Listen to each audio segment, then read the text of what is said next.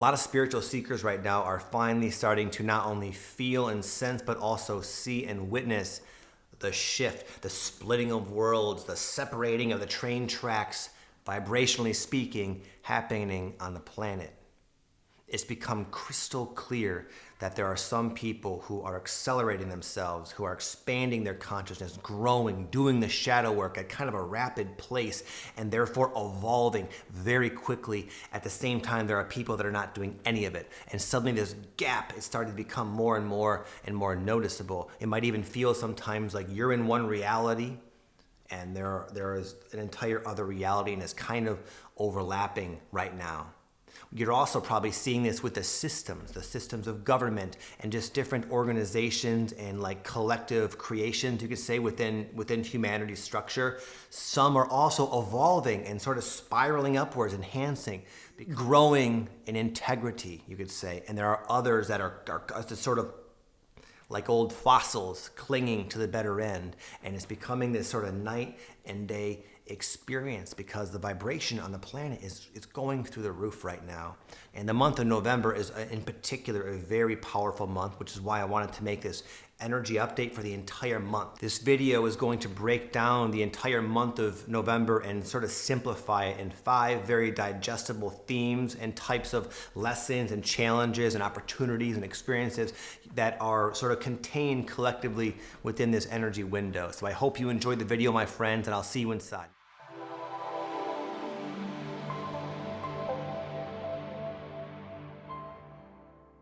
Theme number 1 is ending self-sabotage. Most of us sabotage the things that we want the most in life. If you haven't noticed that, something that you've always really wanted and have been kind of like genuinely longing for and putting energy into, ironically, oftentimes is kept at an arm's distance, not because we don't deserve it, not because we're not worthy, not because we're not ready. It's because we unconsciously screw it up in these very complex and ways that are very difficult to see the connection, where you might be doing things like really trying to get somewhere, to get something, to create something, to manifest something, and you're trying and you're thinking about it, but at the same time it's coming from like a want, a need, a place of lack. So our actions are kind of reflecting that. And even though in the moment they seem sound, when sort of strung together, in the end, somehow, some way, we find ourselves even further away from that which we're trying to create in our life. And this is just how human beings go through life. We hold ourselves back. It's like we have one foot on the gas pedal and then like one heavy foot on the brakes. And we're like, However, this month is a great time to wake up to that. To wake up to the ways in which you've been literally holding yourself back, the ways in which you've been sabotaging yourself. You'll start to see that you may have been doing this like maybe sequence of events that have been literally keeping what you want at bay. For example, for me, I've been wanting to grow my YouTube channel, and that's always been a high passion of mine. And because it's such a genuine, like, I would say like soulful feeling I get of like purpose and destiny. And it's like my highest self can come through sometimes with these YouTube videos. For that reason, it's hard for me not to assign it this increased importance. And therefore, because it's so important in my head, I try to control. And because I try to control, even though it seems like I'm adding energy, I'm literally doing this. I'm literally like compressing this like potential effortless sort of flow. And I find myself revving up quickly and working very, very, very hard at an unnatural place, and then kind of burning out and going up and down, up and down, up and down, up and down. At the same time, I've had fears and like unconscious fears, you could say, associated with this goal of mine to grow my YouTube channel. So there's many ways, I'm not gonna list them all off for you, but I get in my own way. And I've been doing that for the last 3 or 4 years. And luckily, I'm able to finally see it. It's suddenly so obvious to me just how illogical and unhelpful some of my ideas are. And I am also becoming more aware of the energy behind some of my actions. I can just discern that, even though this thing makes sense on paper, this action, it's coming from a place of like I'm not enough, unconsciousness, wounds, trauma, you could say.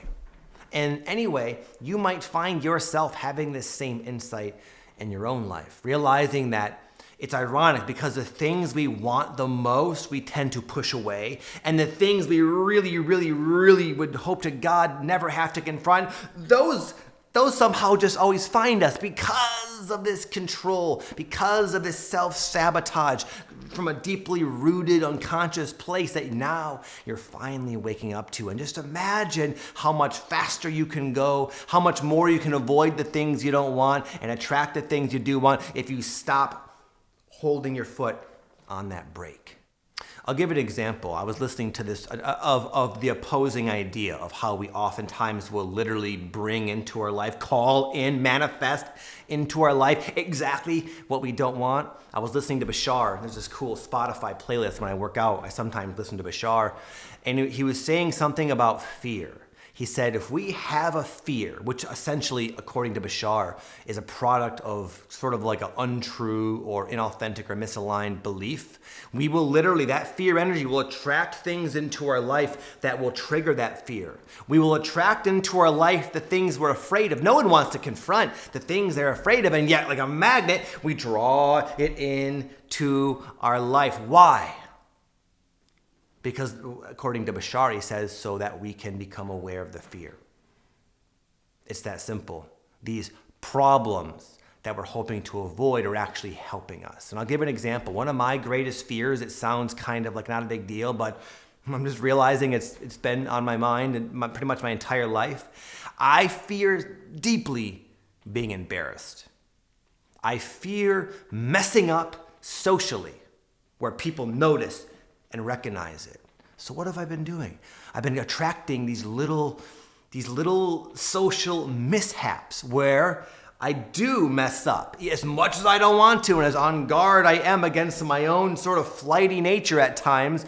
I keep doing these things that are causing people to look at me with that exact look of like, uh-oh, this guy just fucked up, that I've been trying to avoid. Now, because of this awareness I'm speaking of that November is blessing us with, and maybe not even because of that, because it's just a theme I'm going through and maybe you are as well, I'm able to see the correlation. I'm able to see that I keep attracting things in my life that make me uncomfortable, that make me feel embarrassed, to show me that I, the eternal I, the true Vic, doesn't really care.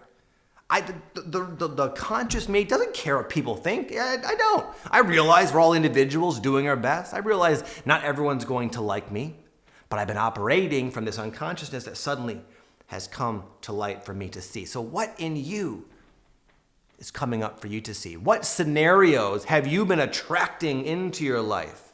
And what message does it have for you? You might start getting the message. And when you start getting the message, it's kind of ironic. The irony is that you'll stop attracting these things you don't want.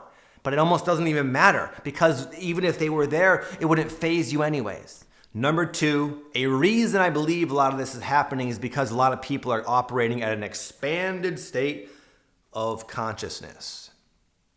This will materialize in very individual ways. For example, my friend Aaron Dowdy, he's been having these really cool cosmic dreams where he's been traveling in the astral to these other incarnations, you could say, where there's familiar soulmate-like beings, you could say, that he doesn't logically recall, but there's like this familiarity and resonance, and he's been, that's one way. Some of you are like, okay, that's not happening to me, buddy. What's Aaron smoking? Nothing. He's sober. Me, I've been noticing, I've been able to correlate, I've been able to kind of understand my life. A lot of the different things I've gone through my life, I'm starting to kind of see how they're connected with my karma, believe it or not. I can see, I can see why that happened. I kind of had that coming. I kind of caused that. It's connected. And there's just this awareness that can go in any direction, but essentially the underlying theme is it's like an expanded state, an expanded view of what we are, who we are, and all that comes with it. So for you, it might be having encounters with your spirit guides, or it might be encountering deceased loved ones. For me, when I go through these phases, the people and dogs in particular that have meant a lot to me oftentimes come into my dreams in a very beautiful way. Just the other day, I had my dog Maynard, this really cool pit bull I had that kind of, he died in a sense tragically, and it was always a big thing for me. He comes in once in a while, and he came into my dream the other day, and I was like petting him in the dream, and I woke up feeling almost exactly as if he was still there. It was so neat and so beautiful, and I just felt his essence. I knew it was him. It was the essence, the Maynard I knew, not in the flesh, obviously, but the spirit was certainly there in my room when I was petting him in my dream, and it just felt lovely. So anyway, there's not always stuff you need to do with this. It's just something that happens, and if anything, it's I think it's happening more and more and more and more and more and more, so we can become increasingly accustomed to it. So it can become our normal. So it's not so like earth-shattering to our psyche. That's why I think it kind of comes in waves. But November might be offering you a wave of expanded consciousness, and I say enjoy it, my friend. There's a lot you'll probably learn about yourself and also the nature of reality as a whole. Number 3 is a fantastic time to start adding energy into your future, into a dream of yours. A lot of times as we go through a spiritual awakening process and become increasingly aware of our shadow and begin doing all this shadow work and stuff, what will emerge, you could say, are authentic creative inspirations, authentic goals of how we would like our life to look, how we'd like to feel, what we'd like to be involved in. And sometimes when they first come up, they seem so implausible. They seem impossible sometimes. And then because they seem so far-fetched, a lot of times people don't take them seriously. And they don't add any real action into it because their mind is like, this is a waste of time. It's like if I was like, okay, I feel guided to fly. My mind is like, okay, well, that's probably not going to happen, buddy, unless you get into an airplane. So I don't even bother. I'm not actually practicing flying because it's not going to happen. The difference between that, however, and your dreams, that's not an actual dream of mine. Most of the actual dreams of mine, especially the ones that have seemed impossible, or even the ones that have seemed impossible, have come to be, have come to pass, have manifested, if you will. But I learned early on, it's wise to add even a little bit of energy. I learned a little energy, a little time, a little commitment, a little action in the direction of your dream, day after day after day after day, does compound, does accumulate. And before you know it, you're a lot further along than you could have ever imagined. It reminds me of the book Will, for Will Smith. When he was a little kid, to teach him this very profound principle, his father, Daddy-O, he brought Will and his brother in to work one day, and he worked at like a refrigerator shop or something. And he said, okay, kids, guess what you're going to do today? What, Daddy-O? You're going to build a massive wall right there where the ceilings are way higher than a normal room, and it's a huge space. He wanted these little boys, like 8, 9, 10 years old, something like that, to build a wall brick by brick by brick. And Will Smith joked that he took the most like ancient method for creating a wall. You can create walls apparently a lot faster now. He wanted Will and his brother to do it the slowest, most laborious way possible. So for like 9, 10 months, every day after school for hours, Will and his son or his brother would come in there and they'd mix this heavy ass concrete, they'd spread it on, and they'd lay a brick, and they'd do it over and over and over and over again. And what seemed like this never-ending, impossible journey, day by day, it slowly just sort of snuck up on them, and one day they came in and it's done. And your dreams can be just like that, my friends. And also, what I found is action taken in the direction of my dreams anyways, even though I'm not there yet, is fun. It's filled with joy. It's filled with, you can enjoy the ride. Even some of the stuff you don't want to have to do that you think is kind of boring. Like one of the things I had to do, that was in accordance with my dream. So I had to break down my medical marijuana grow operation that was in my basement. My whole basement was converted into this like medical marijuana grow operation, and I eventually like decided to stop growing weed, yada yada. But a month later, after I let everything sit and get gross and moldy and dirty and there's spiders and stuff, I had to go down there and just nail by nail basically break down my entire grow room. A very laborious, boring job, not too dissimilar than constructing a wall for no reason. But what I did is I listened to an audiobook. And the audiobook I listened to is actually on my shelf somewhere. It's called Mastery by Robert Greene.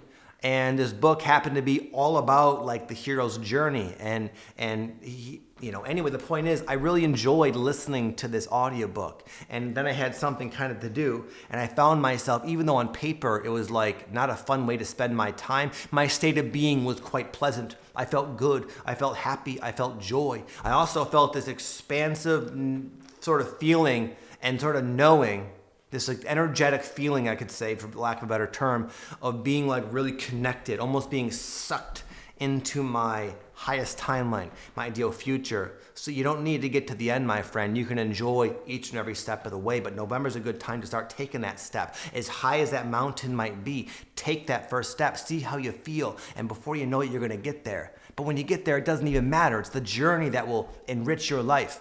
Theme number 4, connecting to source. What I mean by that more specifically is you may feel overwhelmed in your life. You may feel like there's too much on your plate.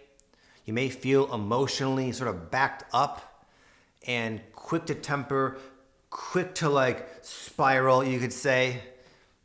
If you don't, more than maybe you used to in the past, connect to source. I don't mean it like this sort of weird metaphysical thing. I mean like taking time to sit with your beingness. Connecting to source for you might be doing like a slow yoga routine. For me, it's like formal meditation, and I have my notebook nearby so I can write in it. Maybe for you, it's doing more guided meditations. Whatever it is, whatever does it for you. My son Lucas, he's a very energetic little kid, I'll say. He's like my wife, very extroverted, very bubbly, likes to talk. But I notice what connects him to source is reading. He falls into this place of like nervous system replenishment. It's called the parasympathetic branch of your nervous system. It gets activated at times. This is where your body literally starts to kind of repair and replenish. Now that's kind of on a physical level, but also what I found sort of correlated with that for me on an emotional level, it also happens. My emotions get to kind of like release and sort themselves out. If I give myself time, I can sort of think through some of the puzzles in my life so I'm not having all these open loops in my mind, carrying them on my back through life, through the challenges. I get to be more refreshed. And you also might find the more you connect with yourself, whatever does it for you, the more productive you actually are. A lot of times we don't do this enough because we don't believe we have the time. But if we understood that our time is better spent after that thing, we're more productive, our actions are much more aligned when we take the time to center ourselves, the more we start to do it. I know for me, for example, one of my goals, as I think I mentioned earlier, is to grow my YouTube channel. And as much as it makes sense on paper, we'll make more videos, do more stuff, work harder, do more, right? I actually am limited by how often I connect with myself. If I don't take sometimes hours to like just be and read and do nothing, I don't get the inspiration, basically, the fuel for my YouTube channel growth, and therefore all my actions reflect that. All my actions become kind of shallow and hollow and from willpower and from the mind and from lack. But ironically, if I take time to do nothing, I get more done. And what I get done is better. It's more inspired, and I feel better, and I maintain my balance. So my point is, it's a great time to connect to source, my friends. And I recommend you do this in your own way. There are things that really work and resonate with people, and those same things are like despised by other people. So just find what works for you. And just remember, the more you tune into yourself, the better your life is going to flow. And finally, number 5, seeing how far you've come. What comes to mind is the analogy of there are people, and not to discredit this sort of profession, but there are people that can read someone's face and they can look at your eyebrows, they can look at the lines in your face, they can look at your lips, the shape of them, the size of them, the proportion of the lower to upper, and they can kind of read you and they can kind of see almost like a history of how you've lived your life, your temperament, your assets and your talents, and also your vices, like your shortcomings. And all this can be read from simply your face. However, here's the thing. It takes time for those eternal changes to manifest in actually changing your face, as you might imagine. So that reading, in a sense, at least from my perspective, is kind of like a window into someone's deep past. And if we constantly identify with the face, with the past, basically, it's almost like we just need to wake up and realize how much further along we are. It's almost like it takes for me like a concerted action to ground in the lessons I've learned, the accomplishments I've had, the things I've done well, the things I've let go of, the things I have in my life right now to be grateful for. Brendon Burchard, another well-known motivational speaker, he calls this celebrating our victories. He says most people are very quick to dwell on and focus primarily on the things they haven't done yet, the things that they didn't do well, the mistakes they've made, etc. We dwell on that and we put almost like a teeny bit of energy only, if not nothing, into the things we've done right, the things we've done well, how far we have come. And I guarantee if you're watching a video like this, if you're into energy updates, that means you're well ahead of the curve, you could say, in terms of levels of consciousness on the planet. And to get to that point, I know for a fact you've done a lot of work. You've had a lot of growth. You've had a lot of breakthroughs. You've taken probably countless leaps of faith. You've exuded courage and faith and trust and discipline for probably many, many, many years. And because in doing so, we kind of become more humble, more aware of how much work we've yet to do. We can sometimes fail to see the work we've done. Allow your face to change, my friend, and reflect the person you already are. I was listening to a friend of mine who had one of these readings, and again, I'm not trying to discount this. There's way more to it than I'm sure I know. I'm just going off my one little impression of it. But this person was telling me about the reading he had and some of the things that were said to him, and you could tell he initially was buying into them. He was almost down on himself for it. And I was listening very honestly and objectively, and I was like, dude, this is not who you are. I can see some of the things being said being maybe true on your worst day 10 years ago, but you are not like that now, buddy. He needed to really ground in how far he has come. And so do I. I'm not above this. But it's a good month to do that. November's a good month, I find, in general, to really look back. Not to be attached to the past, but really to see how far you've come. How far have you come? Where were you a year from now? What were you thinking about? What were you moving towards? What was the theme? You probably don't even remember. It's so long ago. So much has happened. So much growth, so much progress has happened due to your fantastic efforts, my friends. So I hope you can take a moment this season, this time, to really see just how far you've come. With that said, I'm going to close. Have an amazing day, my friend. Before I go, actually, let me say I'm going to offer you something I've never offered before. It's a free somatic release guided breathwork ceremony. This breathwork is fantastic for healing and connecting with your deeper self. It's surprisingly powerful. This is kind of a mini version. It's about a 20-minute version I put together for you. It's totally free. I've never done this for free. Everyone has to pay for my breathwork services normally. I'm giving it away for free. All you have to do is punch in your email address and tell me where to send it, and it's yours. I'll leave a link down below, and check it out if you'd like. And with that said, I'll see you in the next video. Much love. Peace.